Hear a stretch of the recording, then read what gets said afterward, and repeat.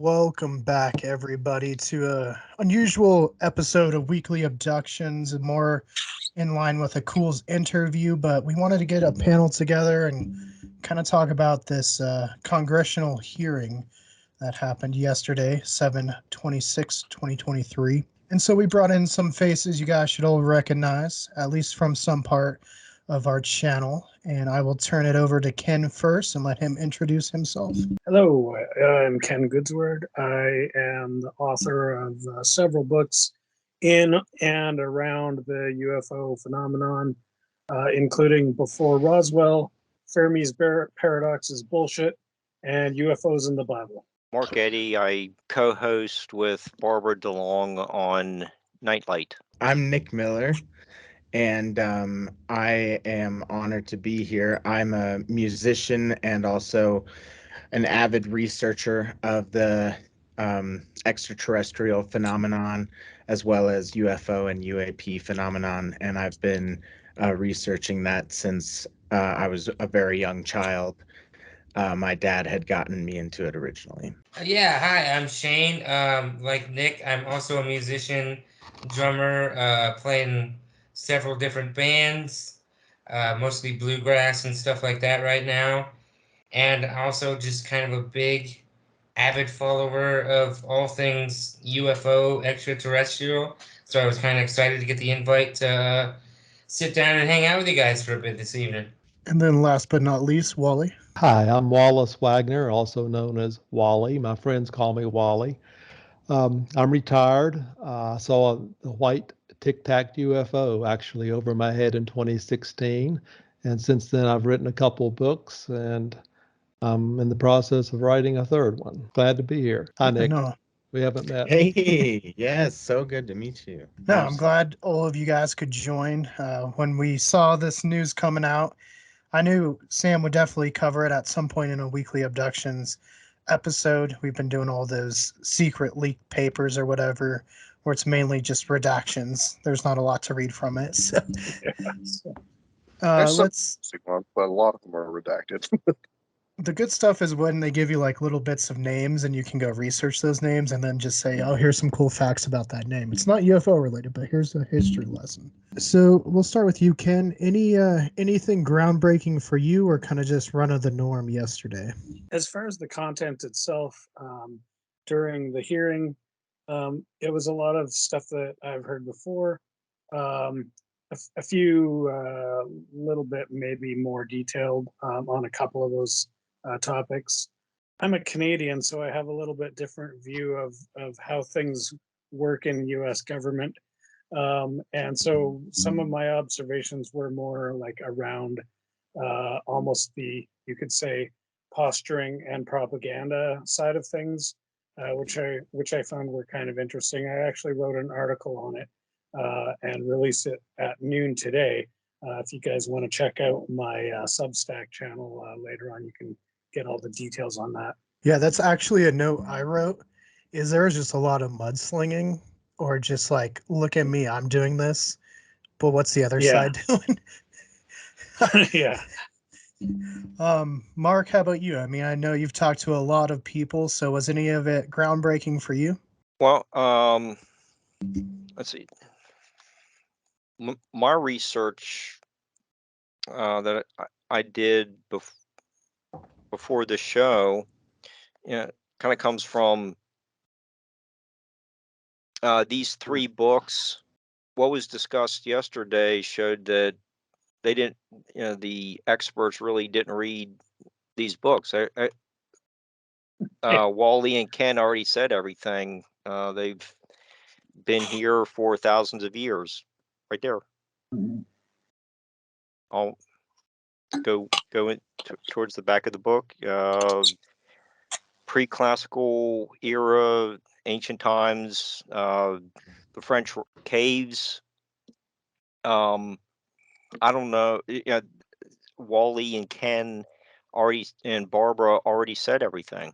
Wally, kind of leading off that, I mean, what about you? I mean, anything you took away, any groundbreaking thing or anything that just said, Nothing they're really talking about my stuff. groundbreaking. I guess the good thing is that it had everybody's attention, and they were three pretty good witnesses, military, and it was good to bring it to light. So it seems to be happening at a faster pace now than it has been previously. So I'm anxious to see where all this is going to go. Well, I was just going to say, anybody who's been following UFOs at all, like even in their spare time, has already seen, the tic tac and the go fast and the gimbal, and so it's, I guess though, that there's probably a lot of people who just don't give a crap about UFOs, and so but they do care about what's going on in Congress. So this is kind of bringing the topic to a different audience, which I think is great. I agree. Yeah, I saw a lot of posts today where it was like, hey, this was more for those who are uninitiated or unexperienced in like the research and all that kind of stuff. So I definitely agree with that viewpoint. Sam?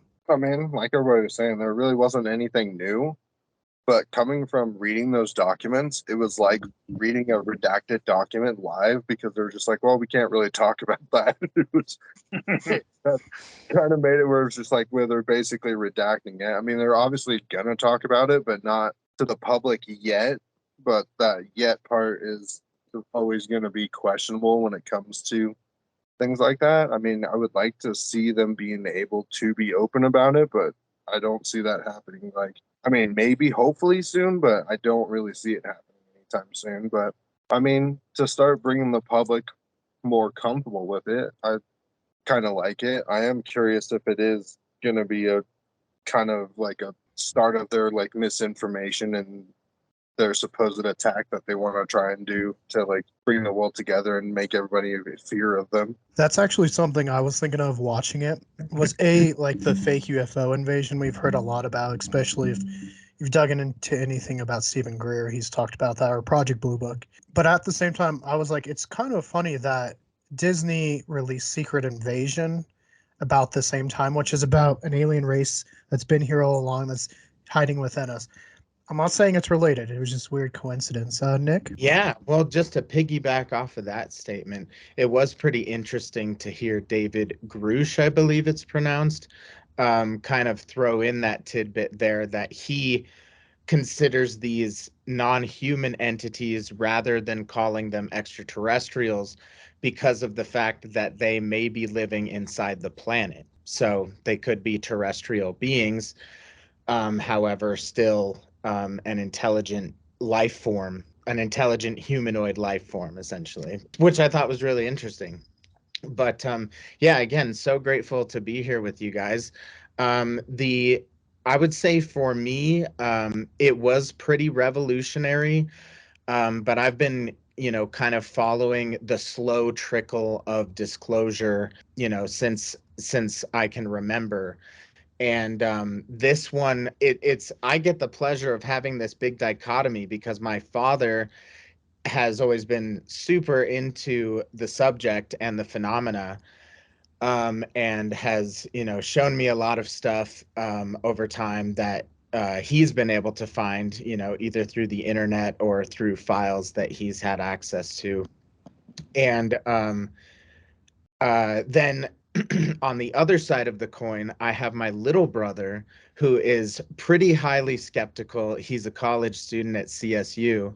And I was really interested to hear both of their opinions on this, where my dad is obviously more on the side of, kind of what we've been talking about already with that this isn't super groundbreaking. There were several questions that he and I had that they did not address in this hearing, and would like to be able to see those things addressed. But then for my brother, my little brother, I just spoke to him a couple hours ago, and his whole takeaway from it was that he was like completely mind blown. Because again, he's like a young kid who's always thought that this is kind of all completely just fake, and has never really, he has always said, yeah, there's never been good enough evidence to make me believe.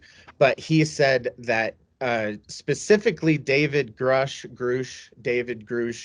like has totally swayed his opinion I guess maybe it's the way that he speaks in his persona, or maybe the way that he alludes to having access to very specific information that would be super pertinent to some people. But so it was really cool to just hear the two sides of the coin, because you get this like younger skeptical generation who has like basically been swayed over and is now like on the opinion of like, yes, there are extraterrestrials visiting us. But I mean, I'm with you guys in the sense that, I firmly believe that they've been here for, potentially hundreds of thousands, potentially millions of years, and having a part in the genetic evolution of not only the species of planet Earth, but potentially the whole planet itself, potentially also the moon. So many subjects that we could get into, but that's my answer. Shane, how about you? To be honest, everything you guys have already said was kind of what I was really thinking about saying. I'll be perfectly honest, it's been a busy summer for me, so I didn't actually get to see everything as it was going on, so I've been kind of playing a lot of catch up today. The one thing I did that I've just noticed just being online a lot is, and I think it is kind of already mentioned, is it seems like there's a lot more people just talking about it, people that I thought either didn't know or just didn't care, so it's just, for me, it's interesting to just see how this whole thing might really be opening up a dialogue for more of just a conversation that everyone can have, not necessarily just people who follow everything avidly, but just something more that the broad public would talk about, would kind of be my answer to that question. So I guess we do, in a way, have to say thank you to Jeremy Corbell and George Knapp for kind of leading this. And I know it's Sam's favorite person, so I had to bring him up. Favorite person. But I think it was funny because I had never even heard of Jeremy Corbell until we saw that video talking about his documentary. And now he's like leading all this stuff, perhaps, and getting it at least into the public eye, which I think is important. Ken? You're right. Like, Jeremy's, he's appeared a lot of times on various high profile podcasts, which shall go unnamed. But like he's got some really like, it's the cool thing about Corbell is it's not his story. He's like he's picking up stories and information from other people and supporting that, right? And that's something that's been sorely needed. Especially when you look at guys like Bob Lazar, like Bob's had a rough time of it. And I'm not going to say whether I believe in Bob or whatever or not, because I don't even think that that's the important question. The important question is, what is happening in terms of like whether Bob's telling the truth or not. All this other stuff that's going on, that's happening to him, that clearly is actually happening. Like, it's not in his head. The FBI is showing up and kicking down his door. Like, there's all this crazy stuff going on. And if you do some research on who is Bob Lazar, you get all of this like real very inflammatory like they call it information, but like really just a lot of name calling and trying to discredit stuff, even on Wikipedia, which is some people have different opinions about Wikipedia, but in my opinion, it's generally pretty balanced. And yet in Bob's case, the poor guy can't get a break even on Wikipedia. I think Bob had kind of crawled under a rock until Jeremy kind of coaxed him out. And to me, that's good, because again, this is all about getting all the stories more widely distributed, which can only be a good thing. Right. Wally, do you have anything to add to that one? I'm a believer in Bob Lazar. I've studied him quite a bit, but there's just so much ego out there, I think is the right word to use with some of these people, that you're wondering if you're really getting, the true gist of what's happening. But I'm a believer in Corbell, so I would go along with what Ken just said. And as far as the other fella, George Knapp, he just was at the right place at the right time, I believe, and Yeah. has ridden it for all he can. But they're just, this David Grush guy, he came across as, maybe it's his demeanor, the way he talked, but it sounded like he had a lot of the answers, but was afraid to, give out all the information. He purposely avoided murder, and he'll turn that over to the appropriate people. We're heading in the right direction, and it's good that this is out there. And as Nick says, that it's everybody's talking about it now, and you're not considered a kook anymore. It's out there, and it's good that the younger generation is brought up to speed. So from that standpoint, what happened yesterday is good. I guess we're just going to have to see what's classified and what's not classified, what Burchett can get out to the public from, you peel this onion back, but there's still a lot of layers to go. And Nick Pope made a comment after this that I'm still trying to wrap my head around, that everything should be disclosed except the weaponry part, because it could get in the wrong hands. Well, who's controlling all this, and who knows what's going on? They can deem it all as being, weaponry, so we may not ever get it. And who's to say that, or why do we say that we're always afraid and always have to focus on weaponry? These crafts and these people have come in peace for the most part, and it's been that way all along, or we wouldn't be here now. I mean, it's us who deem it perhaps as a threat because we just don't understand some of these things. If there was a threat, we'd all be dead by now. Yeah, exactly. I share that opinion as well, because with the level of advanced technology that we have essentially been told about, without even knowing the real extent of it. They talk in the Bhagavad Gita, they talk about Vimanas, which is like an ancient flying machine in Middle Eastern culture, basically lore, if you will, that had the power of 10,000 suns and could destroy the entire world and this and that. And I do believe that was in reference probably to some type of extraterrestrial technology. But I mean, if they had that power, they would, and they wanted our resources, and they thought we were a threat to them, and they wanted us to go away, that would have happened probably millions of years ago. So I want to sidetrack for 1 second just so I can come back to this.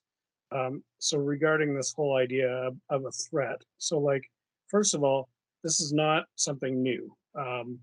The idea of the government being aware of what's happening is being presented as a new thing. Because Congress is kind of like acting like this is the first they've heard of it. Well, that's entirely bogus. There's been all kinds of very high level government inquiries happening, and I'll take us back through time. So right now they're talking about the new ARROW program, which is the All Domain Anomaly Resolution Office, and that's essentially mostly going to be collecting reports, which is great. Okay, but before that, we already had the same thing. We had a program that started in 2022 by NASA called the UAPIST, the Unidentified Anomalous Phenomenon Independent Study Team. I believe that's still ongoing, or is probably about to terminate. due to Arrow. The year before that, in 2021, there was the Airborne Object Identification and Management Synchronization Group, which was another military organization. In 2020, we had the Unidentified Aerial Phenomena Task Force, and this is what the guys at Congress actually referred to this one a couple times, and that's been running for the last 3 years. Before that, there was ATIP, which ran from 2007 to 2012.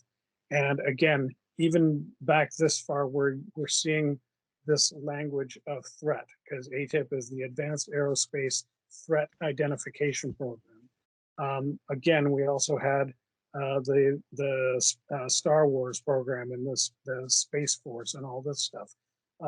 So in the sometime in the mid early 2000s, it became kind of normal to talk about this threat, the threat of the UAP. Before that, there's this long gap in terms of was any official government stuff happening, and there's a gap of about 30 years.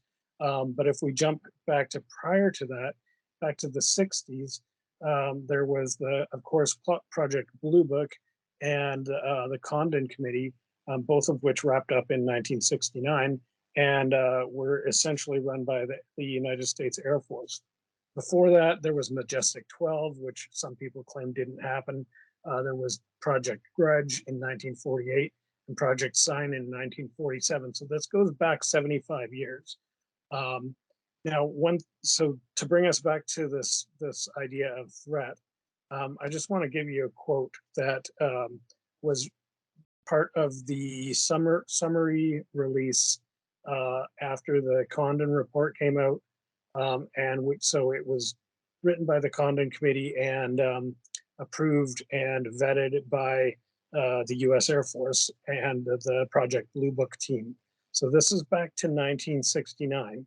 And what they stated then was, this was basically their conclusion. They kind of had a couple of different points, but one of their main points was, no UFO reported, investigated, and evaluated by the Air Force was ever an indication of threat to our national security.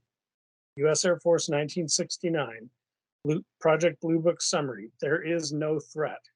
So what happened in the 40 years from that to 2007, when all of a sudden task forces are being created specifically to look at the threat? In between there was other stuff that happened too. Ronald Reagan administration was kind of starting to look at that, although they made us think that it was aimed at the Russians, but I think we know better. And then just ever since then, so it's like really been this very much a 180 flip in terms of UAPs are not a threat at all. In fact, the Condon Committee recommended that we stop studying UFOs because there's no threat and it's not interesting anymore. Now we've come full circle. I was happy that you mentioned Majestic, because that was one of the big things that my dad was super kind of upset about, that one of the questions that they didn't ask was about the Majestic program. Also, well, that's tricky because that implicates the president. Yes. Majestic 12 involved the president directly, and we're not quite ready for that kind of responsibility. I see. Yeah. Ken, I have a little bit of a follow-up to your summary of how the government and culture dealt with UFOs over the last 75 years. It is in the late 40s and early 50s, and there's like some talk about it, the topic. No one was really discussing the UFOs landing on the White House and supposed meeting that President Eisenhower had with them. But if there's at that early stage when it's considered fantasy, or maybe it did happen, we really aren't sure at that how the people thought at that time. But there would be the Flatwoods Monster case and Kecksburg, like 15 years later. If these crafts didn't exist, why was the military suddenly on the scene, removing the wreckage of the crafts in 1952 and 67? Right. Well, these are good questions. The same could apply to obviously to Roswell, and as well to the Rendlesham Forest incident. There's a That's lot even more of recent. yeah, exactly. So there's a lot of cases where something weird happened, and the official story is that, oh, nothing happened after all, but we know that something weird happened. So it doesn't add up. Even that super recent case of the Las Vegas UFO landing. I don't know if you guys had seen or followed any of that, but that had a very strange spin by the media, where they were initially saying that a UFO has landed, multiple people in the neighborhood have witnessed this, the police dash cam has recorded it, and they sent out the video of that. And then all of a sudden, and the family did actually record a video, but that was never released on the news. However, you could find that video on the internet. And then the news released a completely fake CGI video of like an alien-looking monkey in a yard that looked just so bizarre and was not ever released by the family initially. But they put up cameras on top of their house and all around the neighborhood. The police did this. And very bizarre kind of story with that whole thing. But the whole idea of the threat is, I think it's like to instill fear, and in order to maintain power. That is kind of the approach that they're taking in terms of this trickle of disclosure. But you had brought up Roswell, and that's the story I obviously, like, everyone's heard of, and it's kind of been made a joke. But again, you hear it coming back up, and that's the weird story, because fly out this thing right to Fort Worth that day, but it was just a weather balloon. That's what's kind of weird. Now, Wally, they did talk a lot about these Tic Tacs and what they looked like, as far as it was like a clear sphere with like a rectangle or a dark box inside.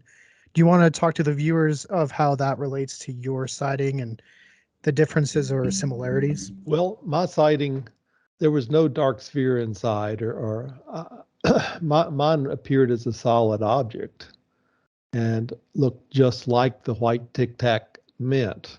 It was there, and then it wasn't there. And I would like to think that if it, took off at even 1,000 miles an hour, I would still see it. But mine either cloaked or maybe went into another dimension. The sizing is very close to what some of these people have said. I guessed mine to be 50 feet by 30 feet. And I've heard reports, well, it's more like 40 feet. But it is what it is. There's no windows, there's no nacelles, there's no wings, there's no engines, and there's no sound. And it can either cloak or take off so fast that's in between the blink of your eyes that it's not there. And it's a different type propulsion altogether than what we have, in our mainstream science today. It makes me, wonder if it's ours or is it theirs. And at this point, that doesn't bother me. The fact is, it's a whole new plate of physics that will change reality for everybody on both the science front and the religious front. And it must be so out there. I hate to use that phrase, that there's a part of me that says they're really withholding this information, to hold society together. Because if you go back to the Brookings report, we can't handle it. We can't handle the truth. And I think that's still the mode of operation that some of these people are going by. And we're making some progress, and we're getting indoctrinated. It's interesting times for sure. I think there's some level of truth to that statement that we're not ready. And the reason I say that is if you look at some disclosure that's happened elsewhere in planet Earth, I'm thinking specifically of up here in Canada, as well as Israel. And I think there are other examples that I'm not aware of, but it was probably 10 or 15 years ago now. The defense minister from Canada became convinced that we have been visited by aliens, by extraterrestrials for many thousands of years. Like we've been discussing, and he came to see that as a true statement. And he wasn't afraid to say it. I mean, he was basically the top guy in his branch of government. Things are structured a little bit different up here, but basically, I mean, we've got the prime minister, we've got a bunch of ministers of various portfolios, and that's kind of it. And so it's interesting that somebody at that level would be so open about it, and yet that was exactly what happened. He didn't fear any kind of repercussions. He didn't lose his job even after he started talking about this stuff, and he was basically saying, what UFOs are real, ETs are real, and he would go on radio shows and he would speak about many of the evidence, like the sightings and whatnot, that we're probably well familiar with already. A lot of the kind of the more well publicized cases. He was, in my opinion, he went a little bit over, like too far, because he didn't necessarily vet some of the stories, and he kind of took everything as true. Whereas, some of the sightings that I've looked into, I'm like, well, this isn't really, I can't really buy this. Like, not that there's anything, theoretically wrong with it. It's just that the details, to me, some of the details make it seem like there's some made up stories floating around, and certainly there are. So this was Paul Hellyer. He's appeared on Ancient Aliens and on a lot of other programs, and you've probably seen him. But again, like, he came out and said this stuff publicly, and nobody really cared. Like, it was like, okay, well, here's another guy who believes in UFOs, and that's fine. So the fact that he happened to be a high level at a high level in government in Canada didn't really make any difference. He was just a normal guy with an opinion. Now jump forward maybe 5 or 10 years ago, and the outgoing, I believe it was the Prime Minister of Israel. Can't remember his name off the top of my head, but he essentially said the same things, but also indicated that we, and I don't know if he means we as a race or as a species, or we as a country, like speaking from Israel's perspective. It was unclear in his statement, but he said, we have been in contact with I believe he called it a galactic or possibly transgalactic federation. We have been in communication and in delegations with them in terms of trying to come up with like some kind of peace treaty or something, like very preliminary stages. And so this is like the president of a country saying that, hey guys, they're here, we're talking to them, we wanna work out a deal. I Even remember. then, yeah, it made the news, but it wasn't a big story. And the Is that the guy Galactic basically disappeared. Federation? Yeah. Yeah, I believe that's what he called it. Yeah, you know, like this is what George Lucas and the Star Trek. Why can't I think of his name? Gene Roddenberry. Gene Roddenberry. Yeah, you know, this is what they've been telling us for decades. Is they're telling us stories, but they more and more, the more we find out, the more those stories seem to reflect reality. Not necessarily the exact narrative details, but the background culture, the fact that there are all kinds of races on all kinds of planets spread over a vast distance with the ability to communicate and to travel and with you know, political and socioeconomic connections between a wide variety of worlds. And I think that that is the reality. Absolutely. I just wanted to quickly add that the whole talk about in both in Star Wars and in Star Trek, like warp drive technology, that is now being talked about in mainstream science. Mainstream astrophysicists talking about warp drive technology, being able to travel with light sails, all this stuff that's basically, again, I'll just say it's like the slow trickle of disclosure over time, that we just get little bits and pieces of. But in a sense, almost every far-fetched science fiction idea 10 years ago, 20 years ago, is now being talked about as possible. So Yeah, like science is all about making the impossible possible. And I think that we're just seeing kind of the tip of the iceberg in terms of what technology can really do, and all this stuff with artificial intelligence and Neuralink, and potentially merging artificial intelligence with human consciousness, and all this stuff 20 years ago would have been just considered the most bogus stuff ever to the mainstream average public, but right, for sure. but The Albacure drive, which is basically a warp drive, was invented in the 70s, possibly the 80s. I can't remember the exact date. You know, we haven't been able to build one that works, but we right, have the plans for it. We know how to make it. It's yeah, just a matter of fine tuning.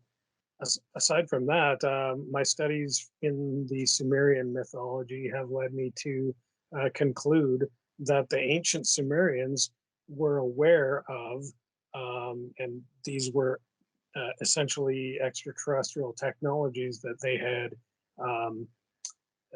like inherited, I suppose.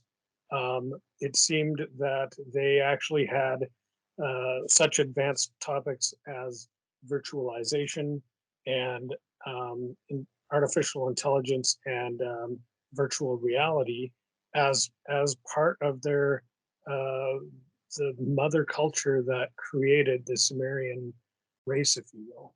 yeah, it reminds me of That was like 7 or 8 thousand years ago. right.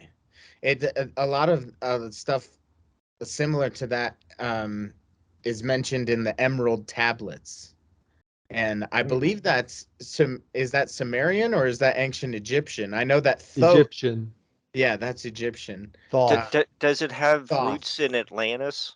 Yeah. Right, So right. the Emerald Tablets, I am very suspicious of. Um, I think that there's part of that story which is which is probably real.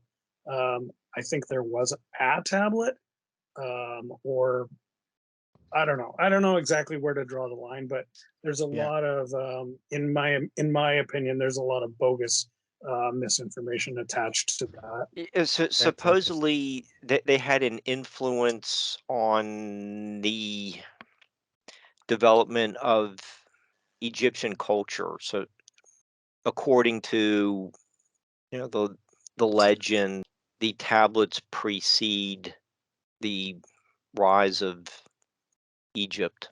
Right, Yeah. and there is other evidence that basically says the same thing, that is incontrovertible. There's the temple at Edfu, which basically is a an Egyptian temple, but it's more it's different than the rest of the archaeological sites in Egypt, in that the architecture and the pictography, and particularly the story told in the hieroglyphics, is of a unique nature, and it specifically tells of a advanced civilization that predated the Egyptian society, and it's many people equate it to Atlantis, and I think that's fair. They don't necessarily call it Atlantis, but it refers to earlier time that they call Zep Tepi, and that basically that civilization was lost, and the Egyptian civilization was founded upon the broken fragments of that earlier civilization. And I just wanted to add, since we were talking about kind of ancient evidence of the connection between humankind and extraterrestrials, and also going back to the whole idea of the threat, as they basically portrayed it in the hearing. One of the most intriguing, and this is not just one Native American culture, but many Native American cultures have this similar lore as basically the whole creation of humankind, in terms of essentially their religious view of the origin of mankind. But it involves the ant people, and they were crucial to the survival of the Hopi, and the Hopi called them the ant people, only because they were like very small humanoid beings with very large eyes, and that they were crucial to the survival of the Hopi, not just once but twice. The so-called First World Age was apparently destroyed by fire. So this kind of goes back to like cataclysmic events that we see in other religious texts. Possibly some sort of volcanism, asteroid strike, coronal mass ejection. The second world then was destroyed by ice. So, ice age glaciers or a pole shift. During these two global cataclysms, the virtuous members of the Hopi tribe were guided by an odd-shaped cloud during the day, and a moving star at night that led them to the sky god named Sotuknong, who finally took them to the ant people. The ant people then escorted the Hopi into the subterranean caves inside the earth, where they found refuge and sustenance. So I just wanted to add that story because I always really enjoy that one. And Wally, I know you've talked, and kind of going back to Ken's like Egypt stuff. Do you want to kind of just touch upon that from your stuff? Because I know you've actually done a lot of research with that, and we've kind of talked about that in our interview. Are you talking about Egyptian history or the pyramid, or I'm not sure. Yeah, it's just as what you far want as me kind to of like comment on. Egypt and Atlantis and the tablets and that kind of stuff. Well, I'm a firm believer that there's been different incarnations of humans on this planet, and there's been, I guess, destruction that's happened over eons, and we could be maybe the third or fourth group of humans on this planet. Egypt goes back a long way. You're taught that it only goes back maybe 3 or 4,000 BC, but I'm a firm believer it goes way back. And I'm also a believer in Atlantis. And You wonder why the Great Pyramid was actually built, and you're taught that it was built as a tomb, or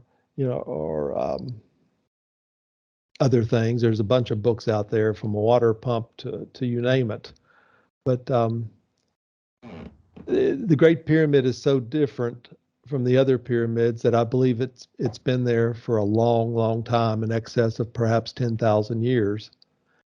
And it could have very well have been the start of the Egyptian culture, but then you wonder what was there before that.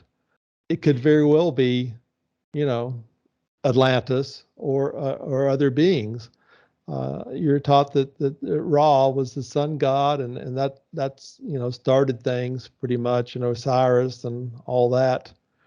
But somehow there's a disconnect for me in all of that, and But there's a but lot of Wally, unknowns. but Wally, you've been there. Yes. So what are your thoughts on the purpose of the Great Pyramid and the advanced culture that ancient Egypt had? Visitors. Modern day Egypt did not build the Great Pyramid. It was built by a culture that had knowledge of this planet, supreme knowledge of this planet, because the Great Pyramid is nothing but mathematics and a description of the planet Earth in mathematics. It's located at the geographical center of the Earth. So many things, cardinal points, each of the four corners. And in my book, I tried to even tie it into the 144,000 chosen ones in the Bible. I guess a statement that perhaps the creator of this planet made the Great Pyramid as a monument, or the original race of people made it as a monument because they knew the planet. And I'll have to leave that up to the individual, but without a doubt, supreme knowledge was used to build it. I mean, we didn't even know until the 1970s from satellite reconnaissance that the sides actually were not straight. They're concave. And the curvature matches the curvature of the Earth, exactly. There's so much, and we still don't know exactly who built it or what the purpose was. And there's a lot of books out there that you can get a lot of different answers, but for me, it was an advanced ancient civilization, and it could very well have been the roots to start the Egyptian culture. But who built it exactly? All I can say is they were advanced. They had science that was way ahead, even equivalent to what we have now. It's like taking the state of West Virginia, which is where I'm from, and I know that's where Mark is. That it's shaped like a teapot. And I mentioned this on your podcast earlier this year, that you try to balance that on a pinhead. And that's exactly what the Great Pyramid is. It's located at the geographical center of the Earth. And how would they know that back then? They couldn't have. As far as the Egyptians trying to tell you it was built in 2560 BC, it would have been built much earlier than that, with an advanced civilization. That's my take. And all the other pyramids are copies, trying to assimilate the Great Pyramid, which they never did. The one pyramid that was built afterwards is nothing but a pile of rocks. And you're taught that they started out with mud and bricks, and slowly got up to the Great Pyramid, that each one of the pharaohs wanted to do the previous one, and that falls apart after Khufu. In fact, Khufu is hardly even known and discussed as a pharaoh, and the only statue of him that you showed Keegan on our podcast was 6 inches tall and found hundreds of miles away. There's no artifacts in the Great Pyramid that were ever found. No hieroglyphics, no statues, none of the attributes to help the pharaoh get to the other side, and that's what you're taught, that if you go into a tomb for a pharaoh, that you're going to find are these artifacts like King Tut. Nothing of that's in the Great Pyramid, and you're taught that it was. How would you make it with copper? That's all they had supposedly back in 2500 BC. Well, I got news.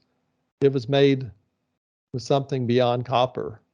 I mean, the sarcophagus was made out of a solid piece of black, hard granite. And then the pyramid was built around it. And it was perfectly square. So I know that there's been other civilizations on this planet, other cultures that go back a lot more than 7,000 years. 7,000 is just what mainstream science wants us to, or a lot of mainstream science, especially the religious side, wants us to believe. But we've been here, and I believe that there's been different incarnations of humans on this planet, and maybe for hundreds of thousands of years, if not longer. Because I don't even believe in time anymore. Space, and time don't jive for me anymore. So this is my sighting has really taken me more on a Hodge, you might say, a personal Hodge of self-realization and whatnot. And the UFO thing is almost secondary to me now, because it's changed me so much in what I believe and how things are for me. It's changed my reality totally. So I'm very, very glad I saw the Tic Tac, and that's all I can say. I will say I did also note how infatuated Congress was with TikTok, because they kept calling it the TikTok. TikTok. TikTok. Gave Yeah, free well, advertising to TikTok, and the one guy was like, "Oh, that communist China app, TikTok." He like dogged on it, and it was like, well, yeah, but you just mentioned the name like 4 times. You basically just gave free advertising to it. Right. So Shane, do you feel caught up now? I mean, you got some more information about a lot of stuff. Yeah, I really do. I mean, I was just kind of thinking, I'm sorry, I haven't had much to contribute to the conversation, but I've just kind of been hanging back and just kind of soaking in everything that Wally and Ken, you guys have to say. It's really insightful. Thanks for letting me hang out. well, thanks for inviting us. Yeah. Yeah. So Ken, you got a different perspective on this, obviously, because you're in Canada.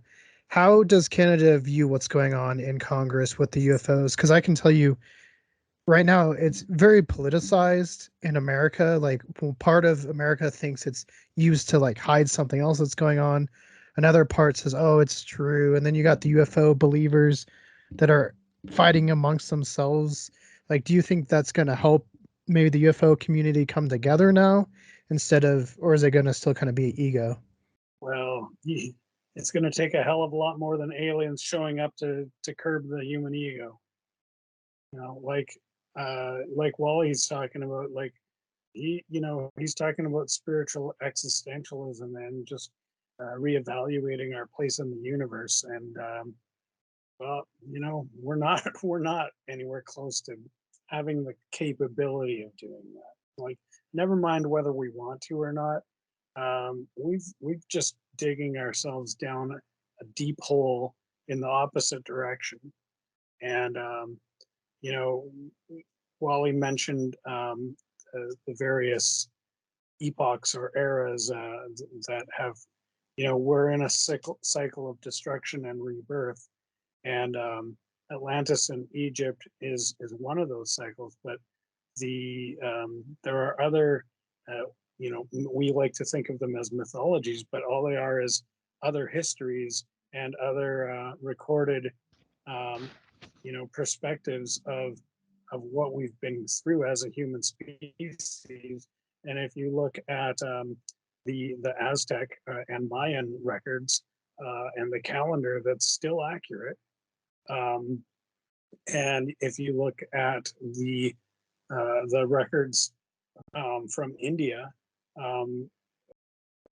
with the Bhagavad Gita and other these classic texts that have been handed down for thousands of years, and both of those records indicate that we're in these cycles, and they talk about cycles going back farther and farther, like we're talking about 7 or 8 cycles back of thousands of years. So not just from Egypt to Atlantis, but from Egypt to Atlantis to something before that, and something before that, and something before that.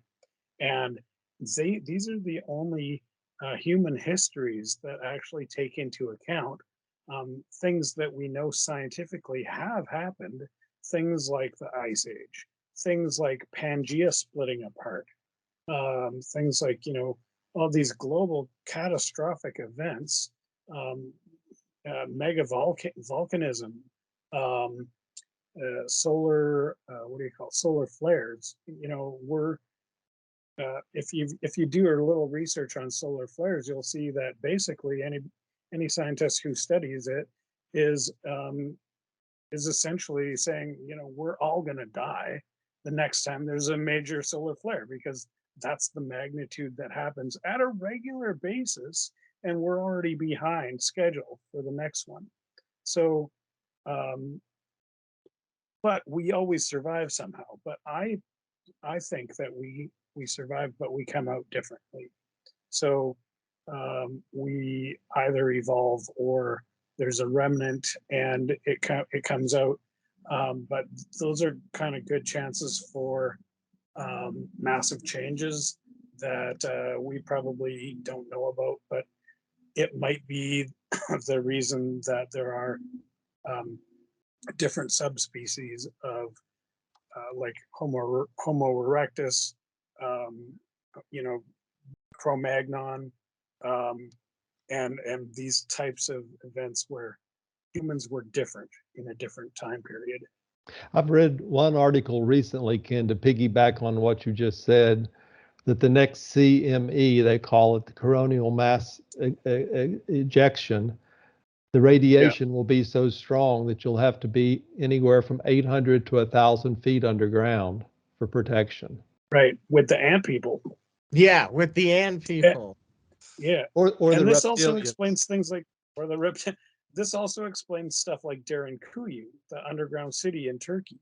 And that's only one of these underground cities. Turkey is riddled with underground cities, thousands of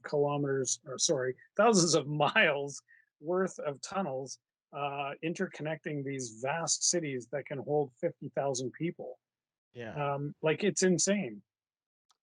This was not a modern thing that that it was not created by modern humans escaping the war, or the Huns, or whatever it was. These things are very, very old, and have been added to over generations and over thousands of years. These things have been under continuous work. They're just that massive. Oh, I do wanted to say one more thing about the pyramids to jump off what Wally was saying. In support of Wally's hypothesis, here's 2 more pieces of evidence for you.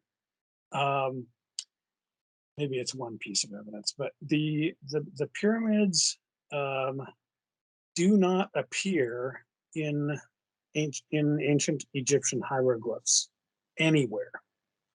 So all the Egyptian temples, all the Egyptian cities, all the Egyptians, anything that they built that they thought was worth decorating at all, things have, most of them are entirely covered with hieroglyphs, or at least they have a good amount of them in certain areas. So there's millions, literally millions of hieroglyphs in Egypt that have been there for thousands of years. Not once is there a picture of a pyramid in any of those hieroglyphs. And the other side of that coin is there are 0 hieroglyphs on any pyramids. The hieroglyphs are all on other buildings that are some of which are near, some of which are actually attached to the pyramid, but not on the pyramid themselves. They're on like the additional porches that were added on later.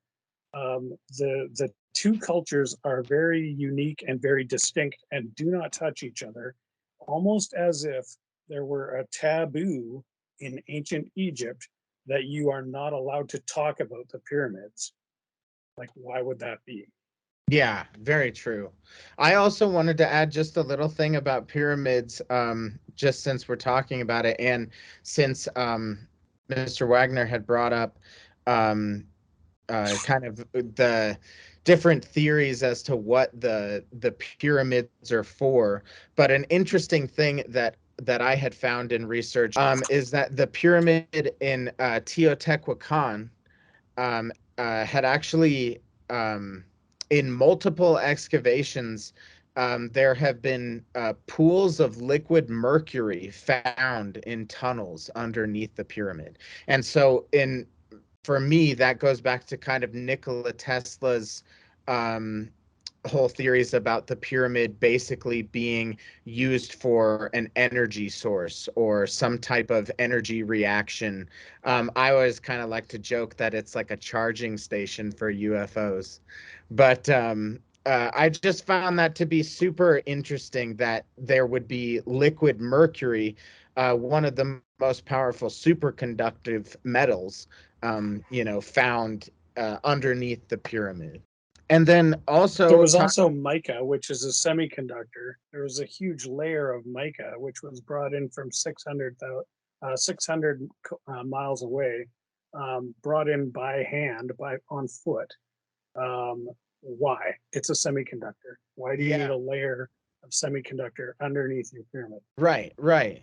And a lot of talk about like electromagnetism involving those types of metals, and just energy and frequencies involving that. Super interesting stuff.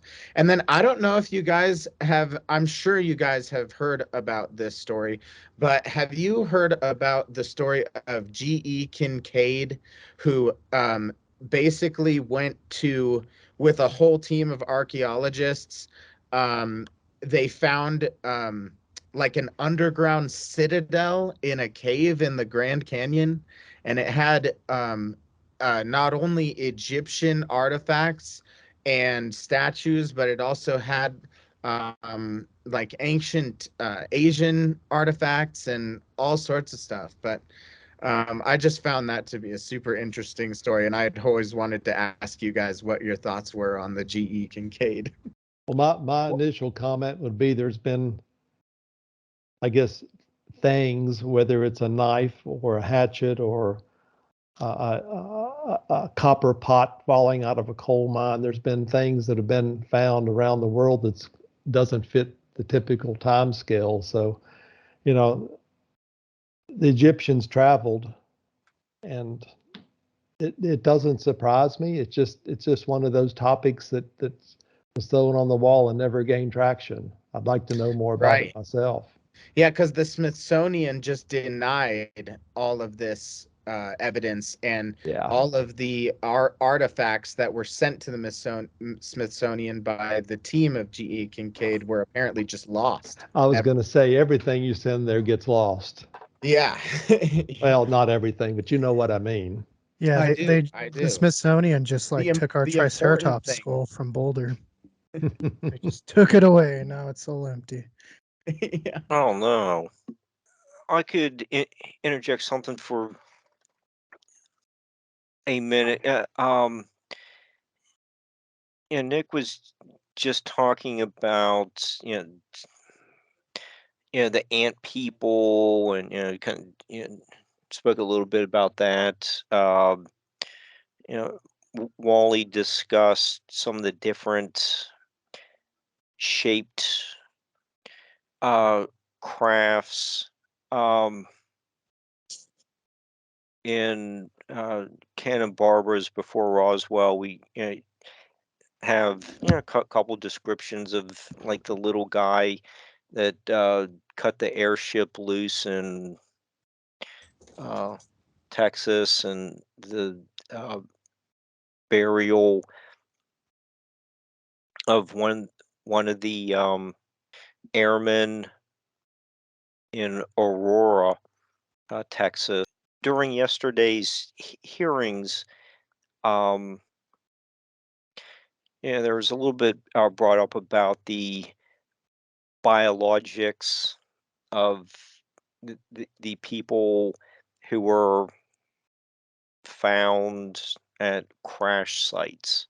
The use of a fancy term, biologics, sounds like it's a comprehensive term for all ETs.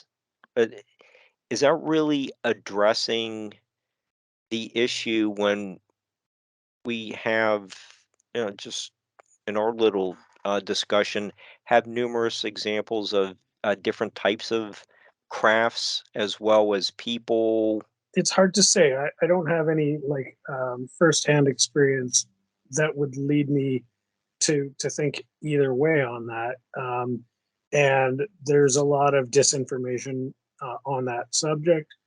But I do know that, having talked to Michael J.S. Carter, who has written a couple of books on the subject, and he's a man that I trust with my life, really. And he has stated to me that he saw, I believe it was 7 or 8 different species that had come and visited him. Mm-hmm. Yeah, I don't. Michael's version, his encounters versus what was brought up yesterday, really seems like there's a huge disparity in descriptions of who these people are. It's the congressional hearings really didn't satisfy that kind of question for me. I agree.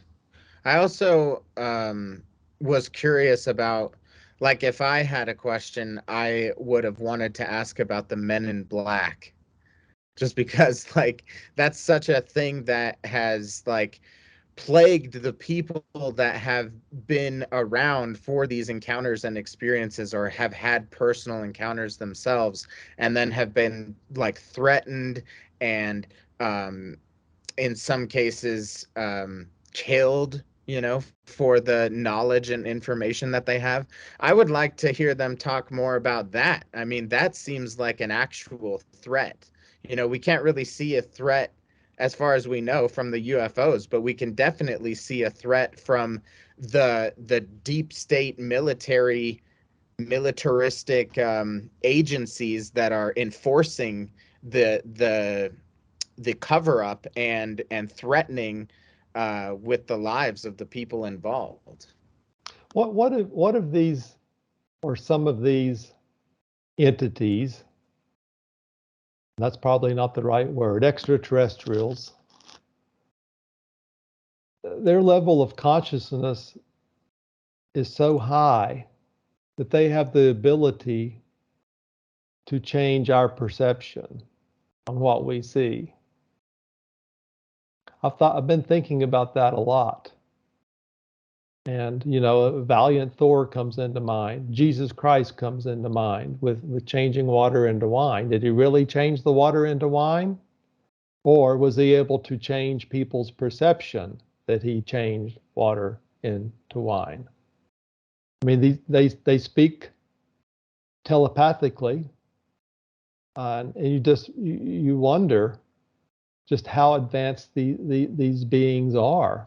It makes you wonder even about reality, what we construe as reality. Is reality real?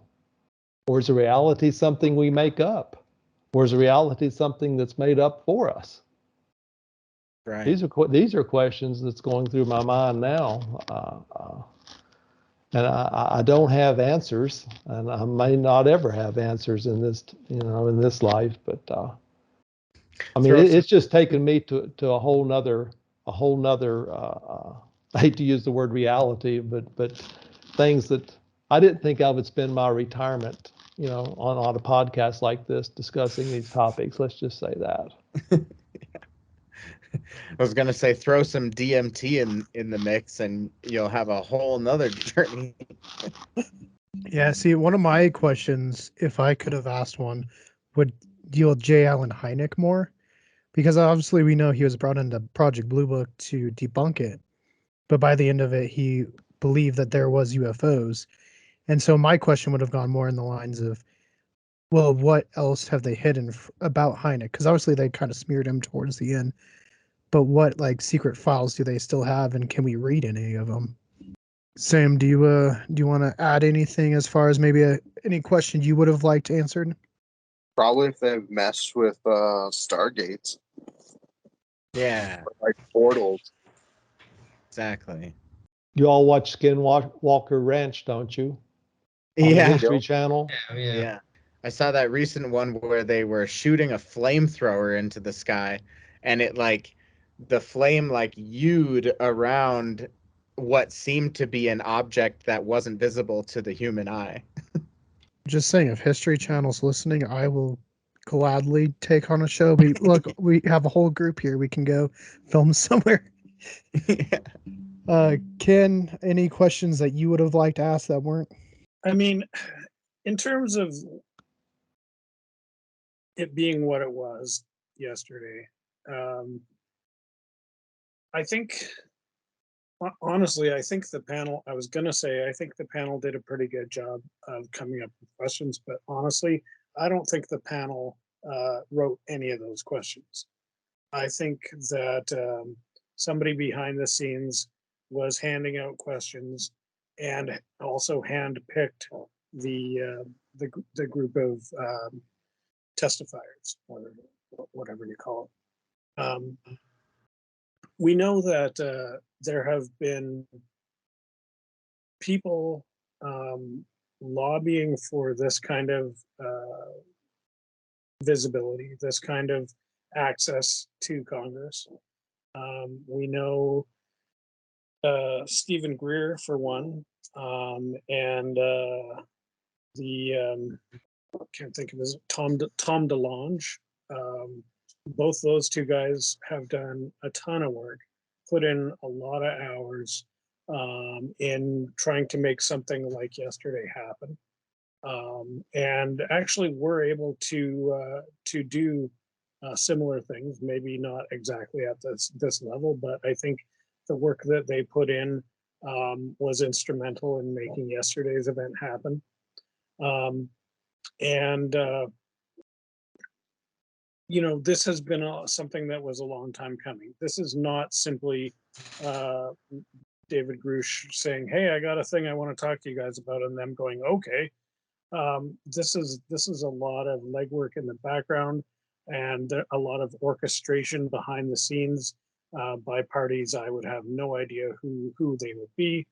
But somebody is facilitating this on both sides of the room, and they're getting the right people into the room. For all I know, they handpicked the subcommittee of Congress. For all I know, they handpick all congressmen. Like, Yeah. who knows? Exactly. There's definitely the government that you see, and there's definitely shadow government at work. To what degree, I couldn't even begin to imagine. So I guess in terms of would I have asked anything different? I guess not, because A, I wouldn't have been allowed to, and B, I wouldn't have been in the room. But C, I think that there was definitely an agenda, and I think the agenda was achieved. And for the most part, I think that is beneficial to us as ufologists, and to us as humans, and to you all as Americans. I think that we are in a better place at the end of the day than we were yesterday morning. Would I like to see faster progress? Sure, I would. Is it realistic? Probably not. So I think that, we already alluded to some of the other stuff that's been happening outside of America. There's other governments that, especially some in South America and Europe, that are very open to the study of UFOs and have been doing the same type of work that that Arrow is about to start doing. That's been going on for decades in some other countries. It's really hard to find information about it. For some reason, I've Googled it a couple times in the last little while, and like I'm getting no results, but I know there's something there. I think Chile is one of the leaders there. Now, partly there's a language barrier. I only speak a very small amount of Spanish, so haven't really been able to do my research in the native language, which would certainly help.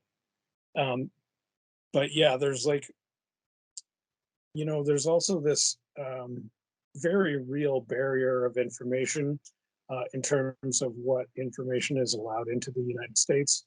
The rest of the world, I think I can speak for the rest of the world on a couple of items, is that, it's easy for us to see what's happening in the United States.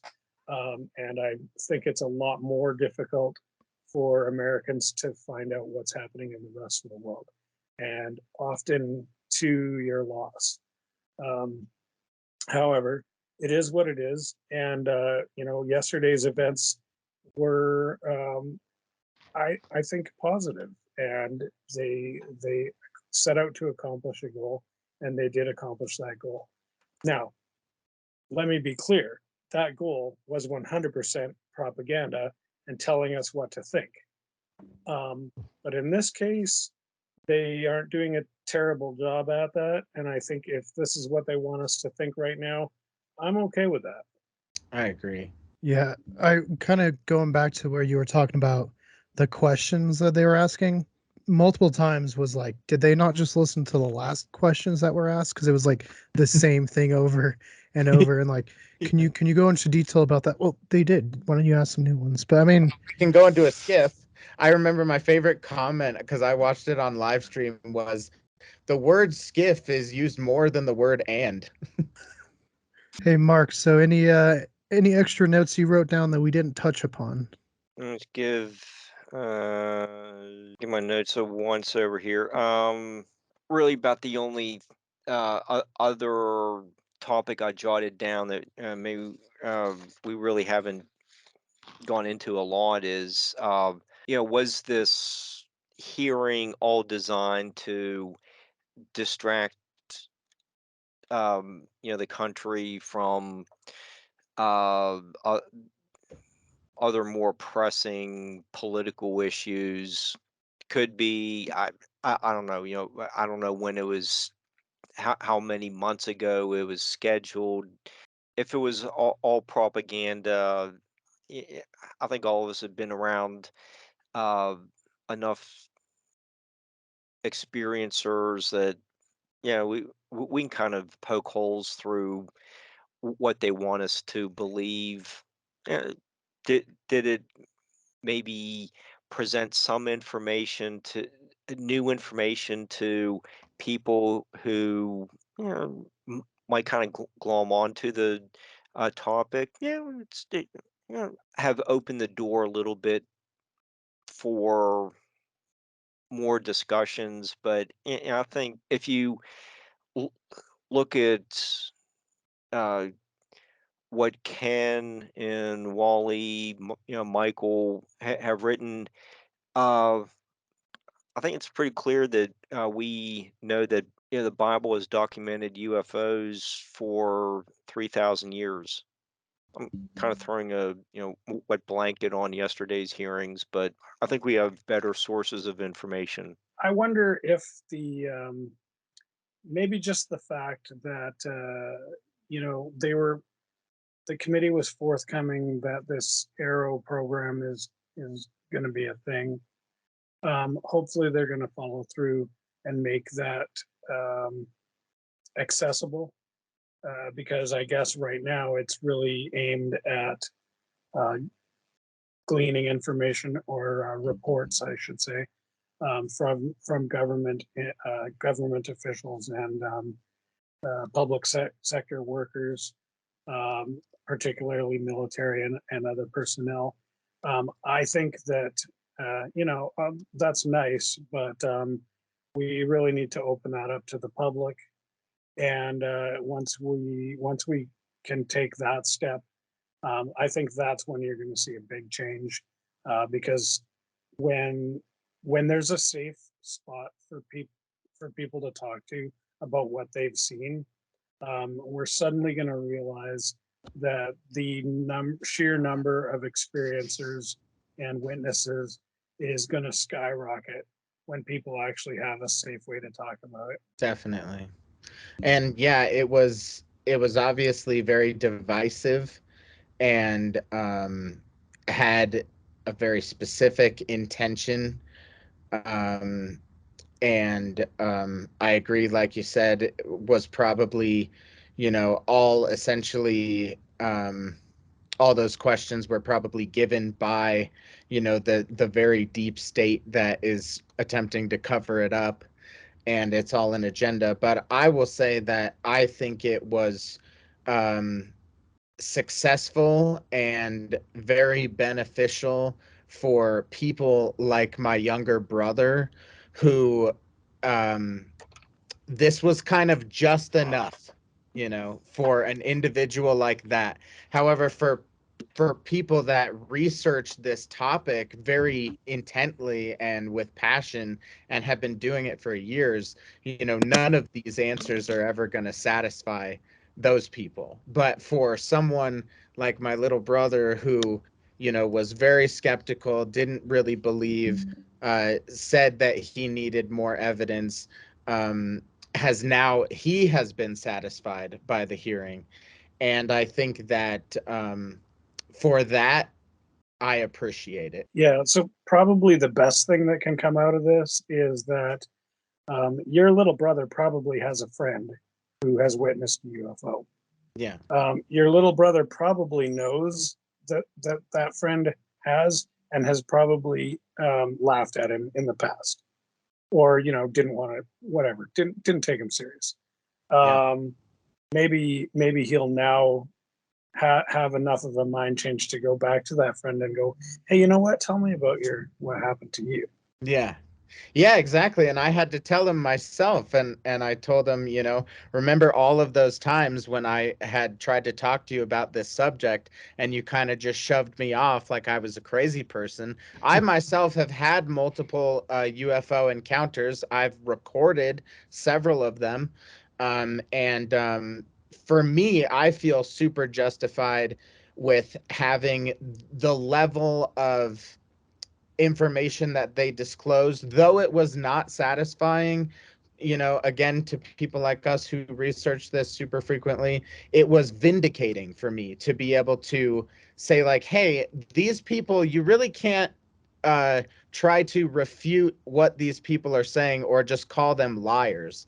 Like, they're basically putting their lives out on the line to try to get this information across. So if you want to just call them liars, then I guess, that's a bit of a deeper question, because that's like, well, then I guess you can't trust anyone. Well, this almost comes back to a religious question, because it's on that same level of religion and politics, where you become so entrenched in your belief because you've made your mind up on it, whatever the question is, whether it's, is there a God, is there ETs, who's better, Democrats or Republicans? All of those questions are the same type of thing, where people aren't here to think about them. People are here to tell you why they've already made their decision. And these are things that we need to come back to and rethink, because whatever we believe, I can guarantee that you're partly wrong, or maybe mostly wrong. And maybe the government isn't quite ready to step up, to take take the lead on the general public. But here's where we come into play here. We've got paranormal podcasters by the score, by the dozen, by the hundreds that are ready and willing and available to hear your story. So to the listener out there who's watching this show, give us a call. Call up any one of us and we'll have you on our show. This is your chance to tell your story. The government still isn't quite ready to hear it, but we're ready to hear it, and the American public is ready to hear it. And we want to hear your thoughts on the matter and specifically what you've seen. Yeah, no, I think hopefully this makes it easier for people to talk about it, especially their own experiences. I know it's really hard and stigmatized, and I'm still confused why they changed the name to UAP, because they're still talking about the same things in Roswell and stuff. But yeah, I think we'll have to do a part 2 of this, because obviously we're a little short on time tonight. But Yeah, what if we're already out there? What if you believe Ben Rich totally, that we've already taken ET home and this is 30 years ago? right. What if Elon Musk is an alien? He's trying to get back home. Yeah. Yeah. But yeah, no, we'll definitely have to set up a part 2. I'll see about Sure. getting some other guests on as well. But this has been fun. I know we can go on for a long time, but it's late. So, and it's kind of short notice. We weren't really planning this till this morning, and I was like, hey, this would be a fun idea. We got some people with some great knowledge. So thank you guys again for joining us. Enjoyed it. Thank you. Thank you so much. It's a nice opportunity. Thank you. Yes. So Thanks, Keegan. Thanks for setting it up. yeah, Ken, before you leave, and Wally, before you leave, we'll start, and Mark, just let people know where they can find you. Especially, I know Ken, Wally, you got some great books, so let people know where they can find those. Sure, you bet. My stuff's at dimensionfold.com, or just Google me. You can see my name here, and you'll find it. And for me, I've recently changed my website. You can actually find me at otherflocks.net. And there you can read about both of my books and a little bit about me. Now you just go to barbaradelong.com. I'm doing a show, kind of like about every other Tuesday from like 10 to midnight Eastern time. Kind of cover a lot of eclectic topics, but they're still fall under the umbrella of late night paranormal talk radio. And then Shane and Nick, I know it might not be UFO related, but you guys have some fantastic music. So Shane, where can people find you? Well, I appreciate it. Yeah, you can find me just any social media outlet. Smitty, SMITT, and then 3 Ys _drummer. Yeah, so I'm currently in several different bands. I play in a band, family band, with my older brother and my dad, and that's called the Bobby Miller Band. But then I also do all of my own compositions. I make some kind of alien-like, very otherworldly electronic stuff on this project here called Eclectosphere. That might be backwards for you. My apologies. And then also I'm in a live streaming electronic project where we do very otherworldly sounds and frequencies, where we're kind of emulating just super psychedelic alien type noises. And that is called Hyperboloop. That's probably also backwards. But that's it's basically Hyperloop, but with a BO in between, Hyperboloop. And again, thanks so much for having me on. I've looked forward to meeting you guys for such a long time, and I have so many more questions and so many things to talk about. And thanks again, Keegan. Yeah, no, thank you guys for joining. Also, Shane, happy birthday, early birthday. Happy birthday, Shane. I appreciate that, man. Thank you. Yeah. And Man, as yeah, thanks for having Have- me on, man. It was a Have good a great time. birthday, Shane. I appreciate that. That's nice. Thank you. yeah, you're welcome. And as always, guys, if you want to find me and Sam, you're on the right channel because, as far as I know, this is the only channel we're on with our permission. So, but yeah, thank you guys for joining, and we'll talk to you in part 2. Thanks. Much love, Guys, thank guys. you. Peace. Peace. Thank you for joining us. If you want to see more of Weekly Abductions, check the link up over here. And then if you want to see more of Cool's Paranormal, check the link up over here. If you enjoyed the video, give us a like, and we'll see you in the next one.